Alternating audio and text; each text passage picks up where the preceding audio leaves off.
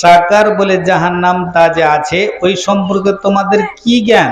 তোমরা কি জানো যে সাকার বলে জাহান্নামটা কি? আল্লাহ জিজ্ঞাসা করছেন। আল্লাহ তাবারক ওয়া তাআলা ওই সাকার সম্বন্ধে প্রশ্ন করার পর তিনি নিজেই উত্তর দিচ্ছেন, মালা তুবকি ওয়ালা তুবকি ওয়ালা তাজার। জাহান্নামটা, সাকার জাহান্নামটা কেমন বন্ধুরে আমার?